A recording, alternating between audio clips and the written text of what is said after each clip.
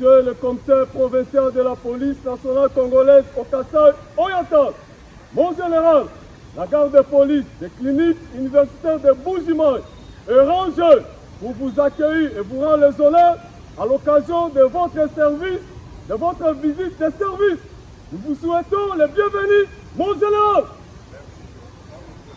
Dans le cadre d'une démarche de proximité avec la population kassaïenne, la sécurisation de l'ensemble de la ville diamantifère, le général de la police nationale congolaise au Kasaï oriental, André Mbombo, l'un des pionniers de la réforme de la police, artisan de la proximité, a mené une tournée d'évaluation du climat sécuritaire ce mercredi 20 août 2025 à travers les 4 coins de la ville de Mbujimaï. Au cours de cette visite, il s'est imprégné du climat sécuritaire de la ville, recueillant les doléances des habitants, réchauffant leurs relations police-population, identifiant les zones vulnérables, notamment celles privées d'électricité et celles qui ont des routes à l'état de délabrement très avancé, ne facilitant pas les interventions motorisées de la police et y changer des stratégies d'intervention rapide. Poursuivant sa tournée, le patron de la police au Kasaï oriental, André Mbombo, a rendu visite de compassion et d'évaluation des dispositifs sécuritaires à la clinique universitaire de Mbujimaï, où il a réconforté un médecin stagiaire blessé par balle lors d'un vol à main armée. Le général André Mbombo a rassuré que de nouvelles stratégies de sécurisation de la clinique universitaire de Mbujimaï sont déjà mises en place et que les enquêtes pour appréhender les malfaiteurs sont déjà en cours. Ce n'est pas une visite dans le sens que vous comprenez. C'est une étude de terrain pour nous permettre de voir dans quelle mesure nous pouvons renforcer les dispositifs sécuritaires. Vous savez que la clinique venait d'être visitée par les voleurs, les bandits à main armée, et nous sommes venus nous enquérir de ce qui a été fait et puis voir dans quelle mesure nous pouvons renforcer la sécurité pour qu'un événement pareil n'arrive plus.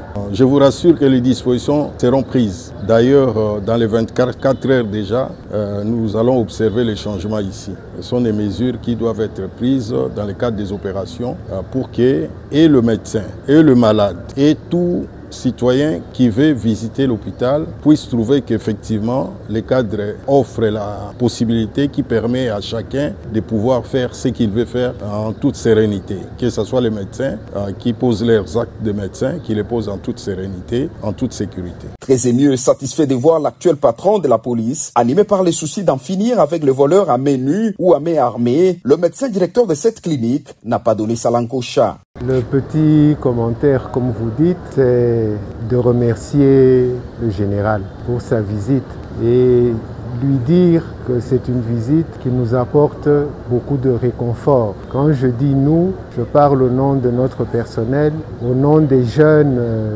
dont l'un d'eux a été blessé, les médecins stagiaires, mais aussi au nom de nos patients, de nos malades. C'est nous tous qui nous sentons réconfortés, qui nous sentons rassurés par la visite du général.